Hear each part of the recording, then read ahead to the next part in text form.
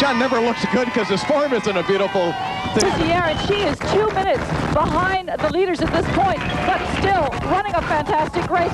She's run by 18 miles in 1 hour 41:25, which is a 2:28 pace, still under course record. She's looking very tired and really having to work for it here.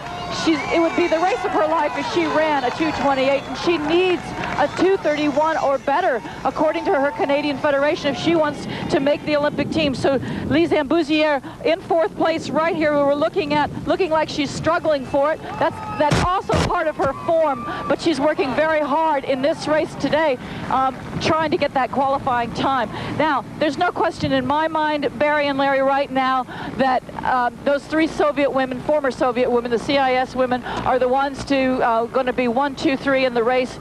If they continue at this pace, they're already 2 minutes ahead. And behind Lizanne here in 4th, I see the orange shorts of Marcia Narlock, but she is well back still as well. And Elena Petrakova from Czechoslovakia, one of our favorites, who is with that 2nd pack, cannot find her. I don't know where she is. Maybe she's dropped out or dropped well back. But the whole race is shaken up now. The early pace by the Soviets really dictated it. All right, thanks very much, Catherine. It does look like she is laboring a little bit. Might have a little bit of a stitch. She was grabbing the ribs a little earlier. Her stride is good, but her upper arm action is very accentuated. Soon to be, by the way, a medical doctor, Dr. Lizanne Bouzière. All that training that she's done for both running and all for medicine. Very difficult. Doctor, treat thyself. Meanwhile, it is John Tracy on the pace right of Belarusia as she continues to lead the women's race. She does, however, have some company up front, and that can't be said about any of the other races that we've had. Well, that's true, and although, look, let's see where this camera pulls back. Has she broken away from the others? She has. It looks like this is Biktagirova's race to run. Obviously, our graphic will correct and fix there after 19 miles. She has been out there, and she has got the field in tow. The women runners have been doing a tremendous job out there. Tracy is running on a par in a men's race for what she is accomplishing in women's. The comparable world-class times are on a very equivalent par basis. She also, and Barry, we commented on this, Tony did too in his men's race, just how she was looking around and looking fresh. Catherine cited exactly how good she looked, and it's come to bear. Sometimes the one staring at the road still has something left. In this case, she's dominated and burst away from the field here and has about 40 minutes left in the race. Yeah, I remember Tony Revis saying behind his leader, John Tracy, there was nothing but pavement, and now you can make that statement about Biktagiorova. She is just running away and hiding from the field after 19 miles. Luis Pozo is a very respected agent for the athletes and has had many of them living down in Florida with him and giving them opportunities to train in the Tampa area. And the dope that other people had, some of their coaches, was that Yegorova was in better shape than Biktagiorova, or also Burangurova was expected to do this. She was not expected to make their team. And look at how she is dominating here. Looks terrific, too. She really does. Looks very strong right now. And she has just distanced the field. Wow. It still looks strong. It doesn't look like she's laboring in the slightest. And even the other thing, too, just as an observer, it looks like she's really having a good time on this. She is playing off the crowd, using the crowd. Very hard to do at this latter stage of the race at a time which is fairly close to the course record of 2 hours and 29 minutes. And here she is looking, just moving the hair off her face, looking around left and right. Very powerful leg action for this late in the marathon. She looks terrific. Just terrific. Seems to have a sense of humor, and you really have to when you wear a headband that says Washington State Potato Head. Meanwhile, that is Tim McClune on the right. I don't think Tim's going to win this race, but Tim, you still got a lot of company. You had the hors d'oeuvre. Did they invite you to the wedding at least? Yeah, I'll be at the wedding for sure. I don't know if my band's going to play. Actually, whose dopey idea was this, me running in this race? We're past 12 miles now, and I'll tell you, the weather's beginning to play games. It's very, very humid, and I am getting tired. However, every once in a while, you might run into somebody on the course. Actually, I have no questions for them. I just thought I'd say hello. What'd you do, trip the high school kids? It's Tim McClune with some company. Oh, jeez. John Tracy has no company. I suppose you'd rather be where Tim was? I think he'd probably smile a little bit more if he was surrounded by the youth of Los Angeles there that he had. I think that Students for LA to run this race is a terrific organization. It really is. Tony Revis, you were following John Tracy. Do you see anybody but John Tracy? No, I don't, but we got a significant change in the attitude of this race. John Tracy, just as we passed over the Santa Monica Freeway, grabbed his right hamstring, went down and grabbed his last hamstring. His last mile was 5 minutes and 16 seconds, and that came off of a four miles before that, all over 5 minutes a mile. He could have been playing his cards very, close to his vest, but the point was that his legs are starting to tight up, and that right hamstring is starting to go on him. He's starting to drag that right leg around with him, and his hand stuck down there. Now, Dacia is a long way off behind him. I see 30 seconds, but I see more than that in my picture. But the last 3 miles are going to be a torture test, I think, for John Tracy. He's had it all by himself. But the marathon, as many people have said before, the distance itself is your #1 competitor, not your other running friends. And right now, the marathon seems to be testing John Tracy more than the other athletes. Well, and I think, too, anybody who's ever been associated with this race would harken back at this point, Tony, to Gitamus Chahanga. He is running a very similar race to what John Tracy is to what Chahanga did. Absolutely. And the last 3 miles, again, are that slight uphill.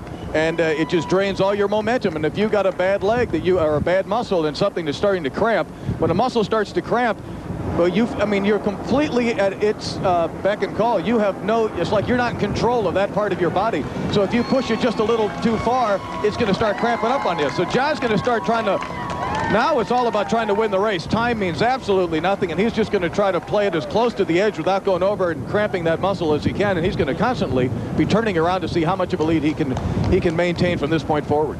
Tony, interesting point. You mentioned 5 minutes and 16 seconds and the real measurable slowdown here as you're taking a look right now at some of the athletes in second place. But that was a downhill mile for Tracy, and it probably gives a little hope to some of these other people. There you're looking at Josildo Rocha, who was the past winner last year of the Chicago Marathon.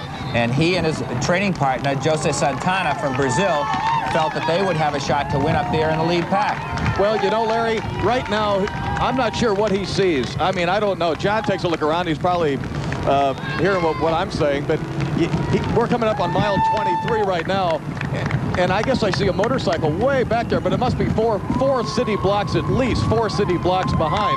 But again, this last stretch all the way home 3 miles is a dead straight shot. And in the past, Art Boileau, a 2-time champion who's somewhere back there, has made the run at Chahanga as he did just a few years back. So it definitely is possible, and we've seen it before, and that's just the nature of this LA Marathon course. What is Rocha's history, Tony? Does he have a history of being able to finish well? Yeah, Rocha has. He was, from what people tell me, well, Larry, you were in Chicago. He was a total cruise job, as I understand it. Right. I did the commentary for that. He and Santana said before the race, we're just going to go out and break it open. Nobody believed them. Brazil is an up-and-coming marathon nation, and, of course, Mexico has gotten more powerful, too. And what the two of them did is in tandem, they went out and broke the race open in the first 7 miles, and they just ran as a twosome, and they ran away from everybody. He faded in the last mile or two, but they've run more conservatively in this race. We'll see what harkens for them. Larry, the last mile, the 23rd mile, was a 5:10 for John Tracy. So it went from a 5:16 back to a 5:10, which means he's probably, in other words, he's not going to try to do any more fast stuff. It's just like you play that edge, don't you? You do, and you know one luxury he has here, and Tracy's experienced enough that if he feels badly, he can cut back even to a 5:25 or 5:30, rest, conserve himself if the leg is strained. You know that story, Tony. But you know that Rocha is going to start smelling blood, isn't he? He's going to start smelling blood in the water, and once that happens, then he gets infused with his adrenal shot, and then Tracy's just can be dead meat in the water. Tracy's struggling a lot watching his form here, more than normal. The stride is shortened down. Yeah. The heel kick is not coming up. Look at the difference in the power between the two. That's a good camera shot we just had. This guy's form, when we had a side shot of him, was excellent. I was noting it. I didn't say anything at the time, but he is full of run. He's running well, and he might get provided some inspiration up here. You're right, if he does see him slow down. Got a long way to go. Long way. Up in front of him, of course, there could be a factor because he may not know that Tracy is coming back to him. But you monitor him. You watch his back all the time. There's somebody who's nobody's back is going to catch. Look at the speed of the leg turnover, everybody. Wow, is she powering along? She is amazing. Just running very well. Now, no such problems as John Tracy has for Medina Bictogirova. She has led virtually from start to the point that she is at now, and you have the feeling it could be to finish. Late for the off.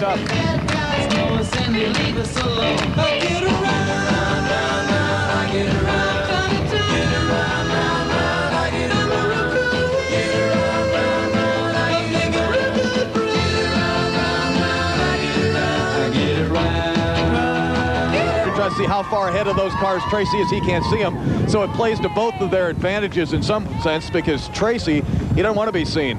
And of course, then again, he doesn't know Roach is right behind him that close either. He looks around, and it doesn't do him any good. But Roach, I can definitely see him. He's definitely coming. It's the same story as we had a few years back with Shahanga. Can he catch him? Of course, Rick Sayer was being caught in the first year by Shahanga, and Shahanga didn't catch him. So we've had it happen both ways here in Los Angeles. The leader has faded late and not been caught, and the leader has faded late and has been caught. We got to find out which one it is this year. We'll go one way or the other. Just over 2 hours now, as you see, and he is virtually... Yeah, he's going to start walking right here at 24 miles. John is almost walking at this point. He's right at the 24-mile mark. You know, now the thing with Rocha, the double thing is he's got to run under 2:11.28 to make his Olympic team, and they're right on that sort of pace as it stands right now. So we'll try to get a split. 2 hours and 28 seconds for Tracy at the 24-mile mark. 2 hours and 28 seconds. Of course, it's, again, I'm being blocked by the trucks as well, but Rocha's got, there's one Brazilian that's already run a 2:09. There's two guys who have run 2:11.28. That's what he needs to get, under 2:11.28 for his Olympic team. But right now, it looks like he's got a better chance at victory. Tony, you raised a good point about what's going on out there in 2nd through 5th place. Other guys are trying to run to make their Olympic teams, and they're going through their own personal Valhallas, even if they're not going to win this race. And that's the strain that's going on out there. Yeah, you know, Tracy's last mile that's a 5:34, that last mile, and you can see it when he came up on his aid station. That, I mean, he almost slowed to walk. Now he gets himself back into position. The nice thing for him, though, is if you're going to have a cramping muscle, you'd rather have a slight upgrade than a downhill, because the downhill will stretch that hamstring out even more and bring on that cramp. He does look like he's struggling right now. I don't think there's any question about it. It's just a question of, can Rocha catch up in the short period of time that remains in this, and can Tracy hang on? You know, if it's got anything to do with guts, that's not going to be a problem for John Tracy. I mean, they're not going to put his stride in a museum, but they could put his heart in his head. Very well put. But the problem is that there's certain things that are just beyond your ability to gut out, and a cramping muscle definitely is one of them. What's the distance right now, would you say, Tony, between the two? I'd still say it's over 100 yards. It's well over 100 yards. Oh, try and be, I mean, 100 yards to me says that Joseildo of Rocha may win this race. Yeah, exactly. Here he is right on the screen right now. He's got some running left in him. It's not, that doesn't look good, does it, when he takes a look backwards? But the problem is, he doesn't have this type of running in his legs that the Soviet women's leader does right now. However, if he can just maintain this and not panic, that's his best chance. He's closing to me with every stride. Yeah, but John's looking a little bit better again. You know, this is the old good patch, bad patch mentality as he's going through. John goes through a horrible patch, and then he'll start to come out of it. And right now, John doesn't look that bad right now. But I'll tell you, L.A., they talk about trying to run fast race courses at different places, but I'll tell you, give me a race course where things happen. Every year, sort of something happens right where I'm sitting. So that's the way the men's race sizes up as it heads near the finish line. Meanwhile, the women's race, and I'll tell you what, right at the moment, Bik Tagirov is running faster than either of the male leaders. You know, if you hadn't said that, I was going to say that. Look at that leg turnover. Look at it just breeze up on these people. This is stunning. I mean, it is truly stunning. This is not ideal conditions for running a marathon. It is for Los Angeles because it's 60 degrees and overcast, but if it were 45 degrees, she'd probably be 2 or 3 minutes faster, folks, and among the top 5 or 6 or maybe 10 marathons ever run by a woman. 2:32.25, the record set by Kathy O'Brien here last year, almost certain to be shattered by Bik Tagirov. Meanwhile, he looks, to me at least, as though he is struggling once again. At these moments in a distance race, be it a marathon or 10,000 meters, Barry, you think of everything inspirational that you've ever had in your life. Your coach that died, a relative, whatever it is to help carry you, your children, the Mercedes, some goal that you have, and you block out everything else. You push through barriers of pain most people will never know. Look at the margin here. It looks pretty, maybe he's going to make it to the finish line. Yeah, that looks like a pretty good sized margin. We were speculating 100 yards before, and that looks like more than 100 yards. It does to me, too. It does to me, too. So that is Rocha in second place. He almost certainly will get second place, but whether or not he can catch John Tracy, and he doesn't really look too much on stride now either. You know, it's funny, we're not all born equal as far as athletics go, but here's a man from Brazil so close to a man from Ireland, and we've gone 26 miles, and one's closing on the other. The human body's an amazing instrument here.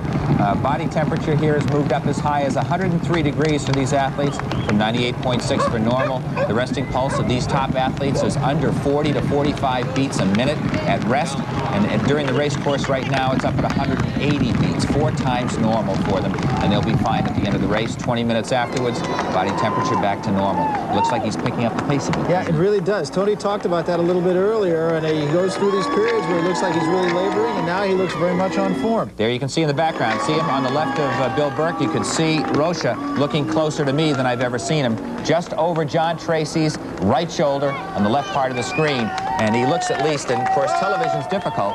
Head-on lens and a long lens pushes things together, but nonetheless, we haven't even really seen him in the picture, and he is very much there. Woo. Well, the last mile or two decides probably $35,000 between, or $45,000 between the value of first prize to second and a Mercedes car. 2:05:28, so we're looking at approximately 6.5 to 7 minutes left in this race.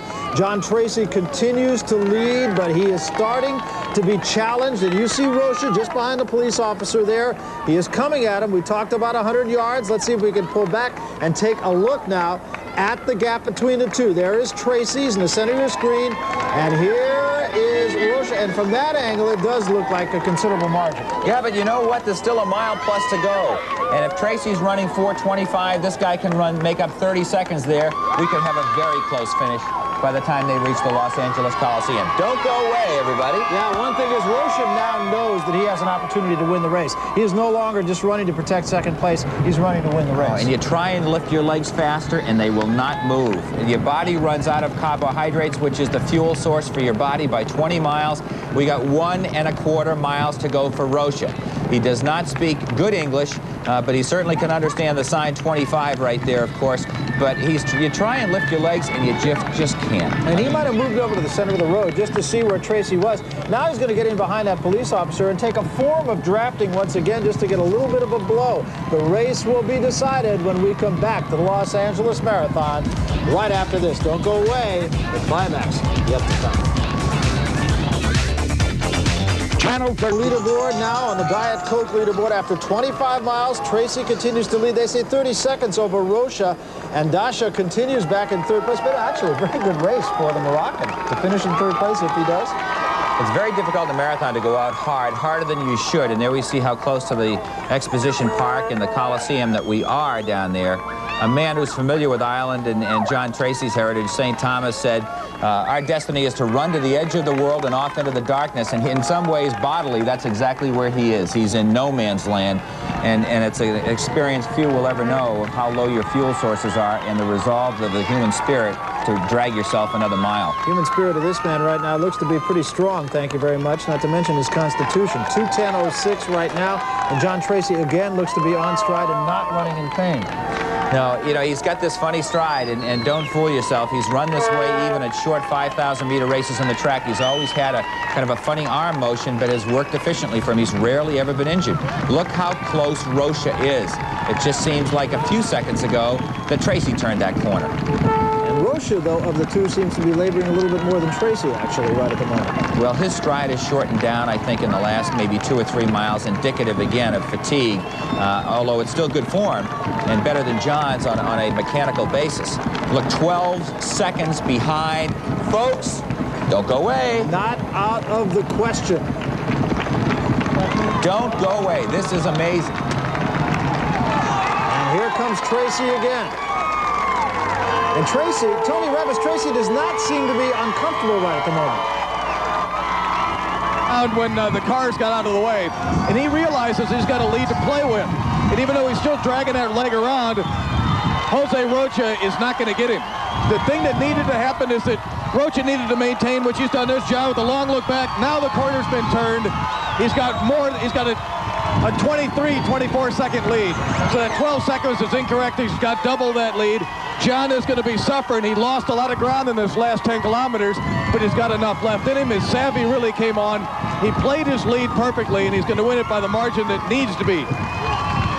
Rocha has dead aim on him, but he's going to run out of miles, seems to be the biggest problem. Yeah, I think that's exactly it. He never got into sniffing distance. He never got into it where he got the blood in the nostrils, which would have given him that extra boost. And Tracy just played it right on that fine line of not cramping up. His slowest mile was at 5:34, and he needed to run closer to 6 minutes for 1 mile for it to happen. The crowds are thick. They're knotted together, thousands of them, and they're cheering on John Tracy from Ireland in his first major victory in the marathon at the very site of his greatest victory, the silver medal back in 1984. Finish line is in sight now for Tracy, and here he comes toward that line. A most impressive win for the Irishman, John Tracy. Here he comes to the finish line. Rocha, a game effort, but it will only be second best on this day. John Tracy wins it. And a man who deserves a great deal of credit, choosing a relatively warm climate to try and get under his Olympic qualifying standard. Number one, and be among the 3 fastest in his country, Brazil, who, by the way, have 3 good marathoners. This is his lifetime best that he will accomplish. Better than the 2:14 plus he ran in Chicago. Excellent performance. Maybe he still has a chance to make his Olympic team. So Rocha finishes in second place, and Tracy, they say that it takes a lot of heart to run a marathon, and I think you just saw a pretty good indication of just that right here. He is the men's winner in 2:12.28. He would have taken it. It was 3:12.28. Absolutely. You know, you run for pride when you're 34 years of age in redemption, as he has said, because of his disappointing year last year. And this is what you want. This is the most humbling of all events in track and field, and he's not used to not having success all the time.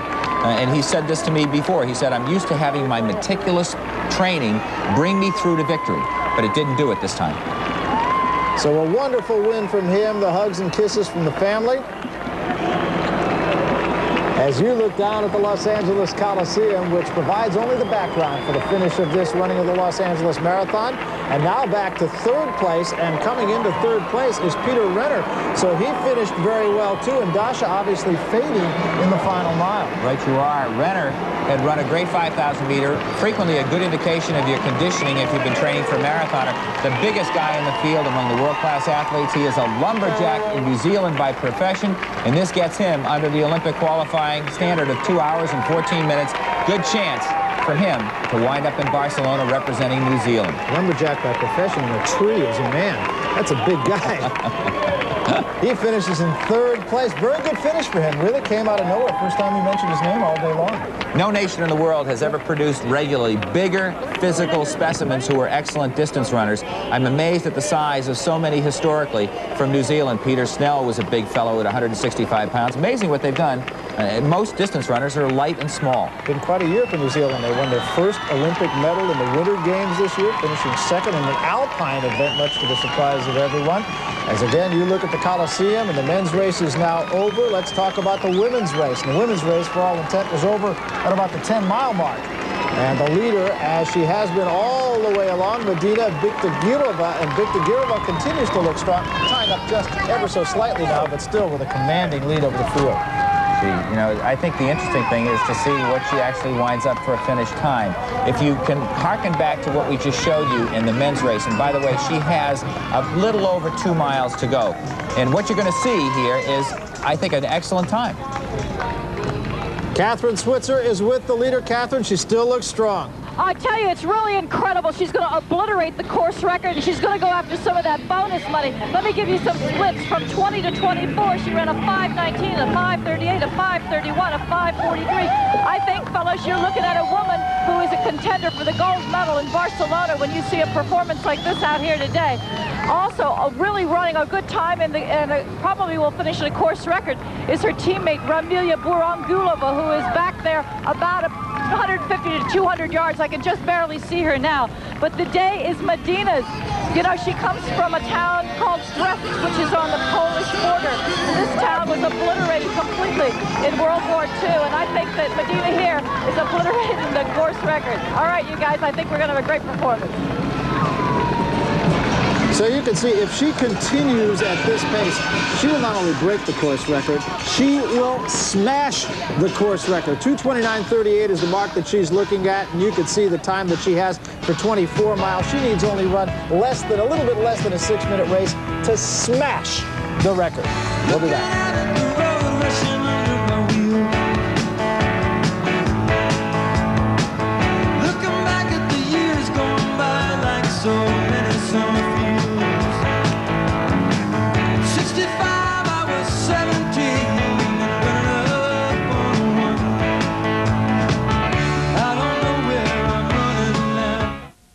say? What do you say? We're trying to put some numbers together here while we're in that commercial.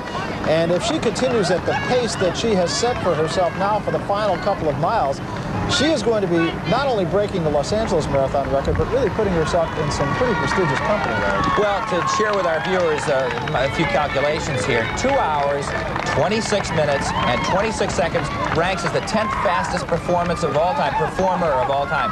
Let's see if she can get under 2 hours, 26 minutes, and 26 seconds. She continues to look very strong. Right now, let's take you back to the start-finish line, and John Tracy. John Tracy is the men's winner. We're going to get a chance to chat with him right now. John, we're right in the shadow of your greatest victory, your silver medal in Los Angeles back in 1984, but your dream around that 1 hour and 50-minute mark almost turned into a nightmare when you grabbed your leg. Well, I was cramping up a little bit, and but when I backed off my pace, I was fine. It went away again, but I was a little scared around 18 miles, and I think that was my main concern. At 24 miles, I could kind of sense that I was near home again. I was able to pull myself together. And plus, we were on the flat. It was, you know, coming down the hills that I was cramping a little bit. But, you know, I got across that line first, so that's all that really matters. And, you know, it's like, it's been a long time since 1984. And it's really good to come back to LA and win here. John, you know, for all the great achievements you've had, the World Cross Country Championships and all, it's your first major marathon victory. About time you got one in the bank, wasn't it? Well, it was. And I was really nervous coming into this because I knew I should win this race. And that's all I could think about it. And I said to Fionnuala, my wife, I said, if I don't win this, I got to retire. No, I didn't say that. I said that, but I said it in jest. But, you know, it was kind of haunting me, and I'm really very happy I won, and I worked very hard for the win. John, congratulations. It's on to Barcelona. Thank you very much, Tom. Gentlemen, back to you in the studio. All right, thanks, Tony, and thanks, John. A very fine win for him. He led it virtually from start to finish, and Medina Bictogirova doing exactly the same. In fact, she is destroying a very good women's field. She is going to smash some records, folks. Don't go away. We're coming back to the Los Angeles Marathon. Tracy wins the men's. Bictogirova is going to win the women's when we come back right after this.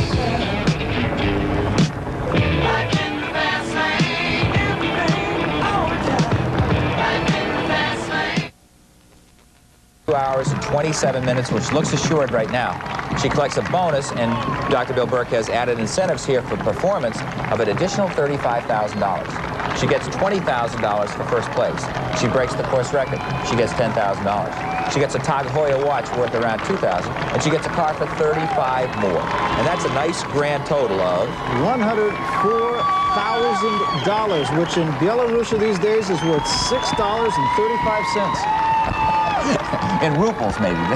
But that cash will go a long way. I mean, that's a tremendous showing by her. And she benefits from the performances here that Dr. Burke wanted to get. In other words, you get appearance money, but you're incented to run well. But look at the time. You can see it on top of the lead vehicle there. 2:29.38 is what Bictogirova is shooting for, and to say that she's going to break it is to make a great understatement. She could go stop and have lunch and come back on and probably make it. And the man that she's running ahead of is Angel Carrera, who is one of the elite men. That's how well she has run this race. Tremendous. You know, to see the stride, the enthusiasm, the arm action, she's still flicking hair away from the face. Nobody does that in latter stages of world-class races. Nobody. Yeah, this has just been an absolute showcase performance to the rest of the world when they look ahead to what might confront them in Barcelona. I mean, this woman is going to be someone to deal with. And she will make this turn now, and when she makes this turn, the finish line will start to come in sight for her. And she still looks strong. She just has not broken form in the slightest for the duration of this race. The Soviets, now the Commonwealth of Independent States in the past, have suffered a lot as far as deprivation from the family goes. And now they have the freedom to collect the money, and she's going to be a happy woman making the Olympic team, too. And you look at what she looks at, and what she's looking at is the finish line and a whole bunch of money. But I'll tell you, more than anything else, what she has done is accomplish a tremendous day's work here in Los Angeles, and she finishes it with a flourish. Big time. Big time. Figuratively and literally big time. Her time, a course record, and how a course record. We'll get it for you officially in just a moment. The course record was 2:29.38, set last year by Kathy O'Brien, and she just obliterated it. I mentioned 2 hours, 26 minutes, 26 seconds. I have her unofficially right on that time within a couple of seconds. And we'll see, there it is, 26:22, making her the 10th fastest performer in the history of women's marathoning, done on one of the more difficult courses that any of those top 10 have ever tackled. And when you break a course record by 3 minutes and 16 seconds, I mean, I don't know what that would equate to in a shorter race, but it's just simply unbelievable. I mean, that's like Beeman broke the long jump record. That may be stretching it a little bit, but nonetheless, it's really shattering a mark. If you're a national class athlete, you live once a year for a race that you can savor for a year to put up with all the drudgery and other bad performances, and that was a race of a lifetime. She will savor that as long as she lives. Well, you know, you talked about the athletes coming over from the independent states. As you look at second place here, and that is Burangulova, who will finish second, and I mean it's a distant second, and she's run a terrific race. Terrific. Well, you talk about these athletes coming to Gainesville, Florida, and training, and they really probably have not in the past had conditions to train as they have for this race. You're exactly right. They have, in the past, though, when I mentioned that they were suffering, Ramilia Burangulova takes second in the women's race, and she also will go to Barcelona representing the Commonwealth of Independent States Olympic team. And she probably is going to shatter the old course record as well. There it is, 2:28.02. You saw it in the corner of your screen there. The old course record, as you said, 2:29.38. She's going to get a few bucks, too. Well, you're right on. Bill Burns got to get out the old checkbook, doesn't he? Bill Burke, yeah. So Burangulova finishes in second place, and she breaks the course record. And back in third place, most likely, is going to be Yegorova, the other member of the one-time Soviet contingent, now the independent state. She is from Russia, which was a state, of course, and is still a state in the independent lineup. As you look at the sports arena, and I'll tell you, this area has been home to some brilliant marks today, most particularly amongst the women. John Tracy wins the men. Medina Viktorova wins the women.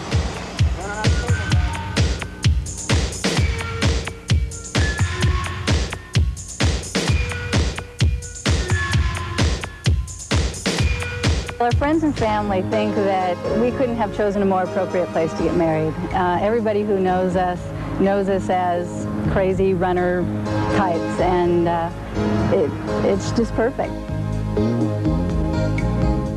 Finish line.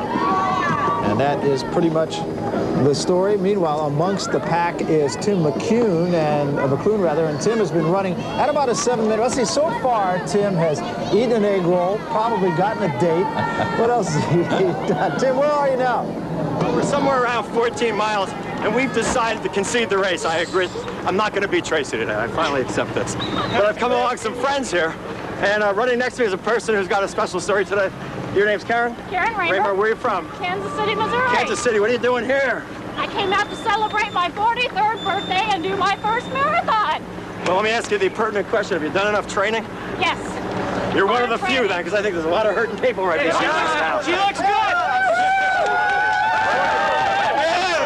43 years old today. Another woman's winner in today's marathon. Yeah, right. We'll talk to you guys in a while. Tim doesn't look like he's pretty much on stride, doesn't he? He does. All right, let's get back to the start-finish line now, and I believe we have the women's winner, Medina Bitka. I said it all day long, and you see now she wins, and I can't say her name anymore. Biktagirova. No matter how you say it, it was a tremendous race, and she right now is with Catherine Switzer. Catherine? And I'm with our winner and a new course record holder by far, Medina Biktagirova from the former Soviet Union, now the CIS, and she's with our interpreter, Olga. Olga, I'd like you to ask Medina, if you would please, the fact that this was an inspired performance. She improved over her personal best by about 6 minutes. To what does she attribute that? С чем ты связываешь то, что ты улучшил свое личное время и рекорд трассы на этом марафоне? Серьезнее готовились, во-первых. Повезло с погодой. Ну и я настраивалась. Очень много ставила на этот старт. First of all, they had a very, very good training camp here in the United States for 2 months in Florida.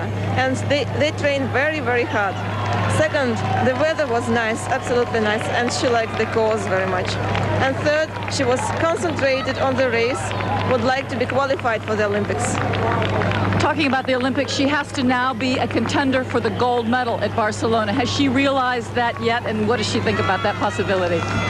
Ты представляешь себе, что сейчас ты являешься претендентом на золотую олимпийскую медаль? И что ты об этом думаешь? Я, конечно же, мечтаю.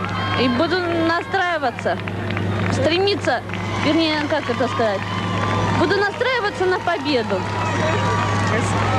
I'm already realized that I can win the Olympic medal, and I will be concentrating on this goal for about 4 months left before Olympics. Today she had help from her teammates. The three of them ran out together and ran hard and shared the lead. Was that part of the game plan? То, что сегодня втроем вы начали бежать и лидировали, это было заранее запланировано? No. No. Не договаривались мы. Так получилось, просто все хотели отобраться на Олимпиаду. No, it was not planned beforehand to run together, but everybody would like to be in the Olympic team. So they did their best. All of them did their best. Well, she certainly did her best. This is my last question, is that now at about the 18-mile mark, she really split from the others and quickly ran like 5:19s and 5:30s. Obviously, she's got a lot more in her. What does she see for the future? То, что ты вырвался ото всех на 26-м километре, как ты чувствовала себя очень сильно? Мне тоже было тяжело, но надо было оторваться, чтобы стало легче. It was her race strategy to push herself on the 20th mile to be ahead of the group, and it took her a lot of energy. She inspired her a lot. Well, she looks great, and it was a terrific performance out here today. She certainly earned every bit of that $104,000. Congratulations, Medina. Thank you, Olga. It was a terrific win for. I love the headband. I love Washington State potato. Let's be her agent and call Washington State and make sure she's taken care of. What exactly. do you say? As they say in Belarusia, this spud's for you. Meanwhile, back out on the race course, we're going to take it back to mile 13, where an event that well, I got to tell you, you just don't see this very often in a marathon. We're going to have a couple getting married. Renee Hambly is at the services. Renee? Such an emotional experience. This is what we've all been waiting for. The race was very nice, but let's look at the wedding. This is what we've been waiting for.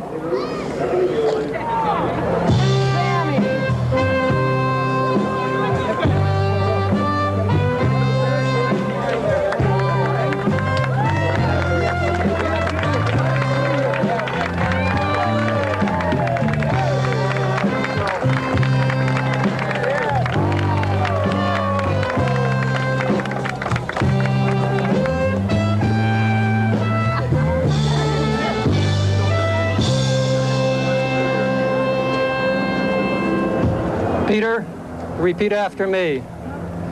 Lauren, take this ring as a sign of my love for you. Lauren, take this ring as a sign of my love for you. I pledge to be honest and open. I pledge to be honest and open. Loving and caring. Loving and caring. Throughout our life together. Throughout our life together. I will stand by you always. I will stand by you always. I will support you. I will support you. I will love you completely and unconditionally. I will love you completely and unconditionally. Lauren, repeat after me. Peter, take this ring as a sign of my love for you. Peter, take this ring as a sign of my love for you. I pledge to be honest and open. I pledge to be honest and open. Loving and caring. Loving and caring. Throughout our life together. Throughout our life together. I will stand by you always. I will stand by you always. I will support you. I will support you. I will love you completely and unconditionally. I will love you completely and unconditionally.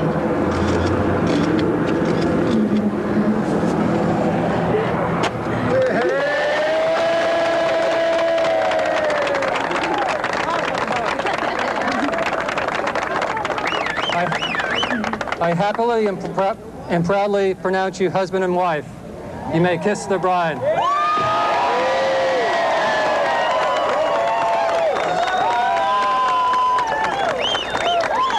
What do you think? What are the odds of this? Here we go. Go ahead, Lauren. Feed your husband. Okay, Peter. Sam, give this to Lauren.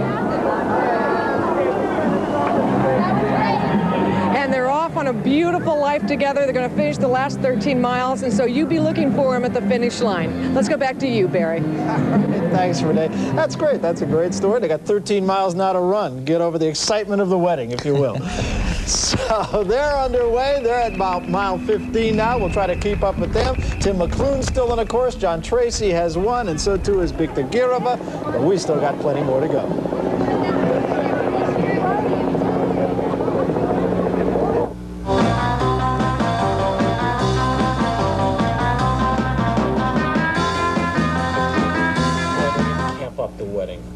Japanese teriyaki, just about everything. And when you get through eating all that stuff, you can come by here and have your blood pressure checked. But you can't get a real appreciation for that up in the cheap seats in the studio. So if you get a chance, get down here. We'll be here. Back to you, Barry. We don't have any blood pressure. That's the way it's been here. And you can see that place just starting to fill up. And that's going to be a very active place as this race moves along and everybody finishes. Bulk up. You've done your job. Now you can go in. You know, a tip of the hat, Barry, to the people you're seeing there at the finish line, spectators who have waited for their loved ones or have been out here making this race happen. The cake of the Los Angeles Marathon are all the people you're seeing on camera right now out in the race. The frosting's the elite, but the cake and the body of the race that makes the event so great are the people out there who are trying their best. And you can just consider us a couple of crumbs who are talking about it. And meanwhile, let's take you back to the finish line once more as we have the ceremonies for the men's and women's winners sponsored by Mercedes-Benz. Let's get you now to the ceremonies for the winners. Ladies and gentlemen, we would like to take this opportunity to acknowledge all of the runners, all 20,000 of them or so, who have made this, the 7th Los Angeles Marathon, the best ever. Los Angeles City Mayor Tom Bradley and Bill Burt, president of the Los Angeles Marathon, are here now to place the traditional laurel wreath signifying victory on the heads of our winners. Bear with me now on this name. Medina Bikta Girova, how'd I do? Of Belarusia, Pozdravляю, and John Tracy of Ireland.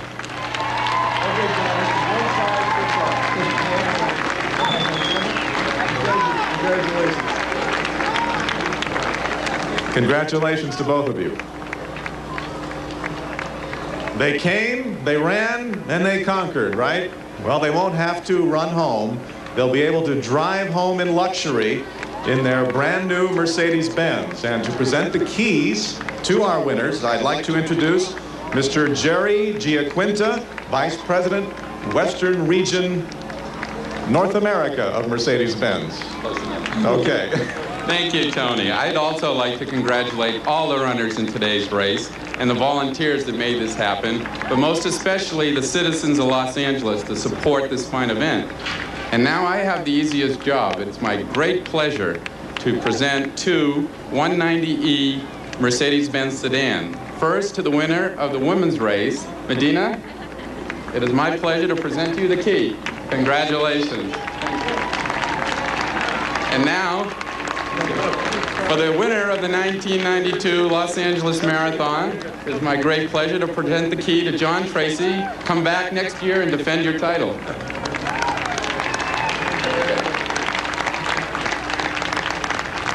Jerry, thank you very much. We will have more awards a little later on. Right now, we return to Barry Tompkins in the studio. All right, thanks very much, Tony, and congratulations to them. It was really, Medina looked at those keys like, I don't know how to drive, didn't she? Well, it reminded of Zoya Ivanova winning 3 years ago her race.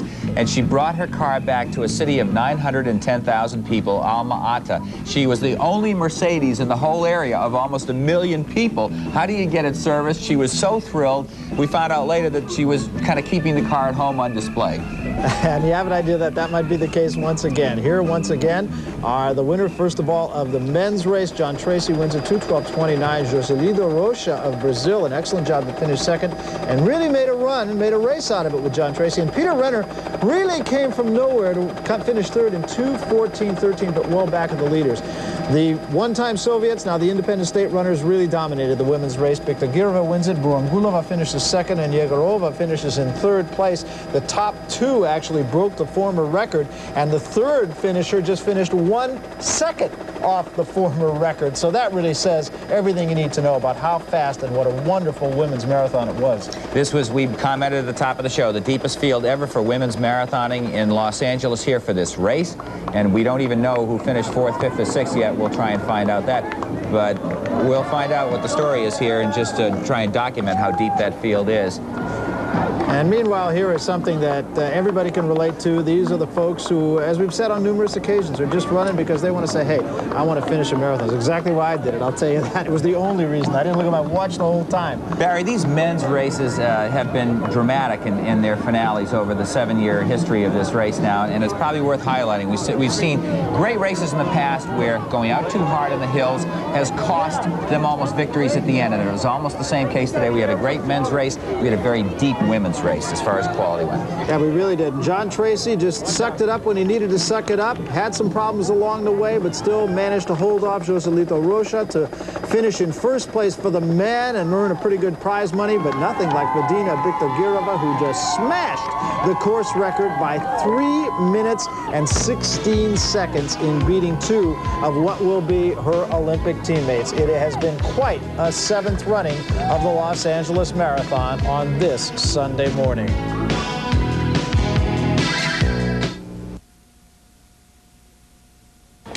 You owe money. You can't pay up.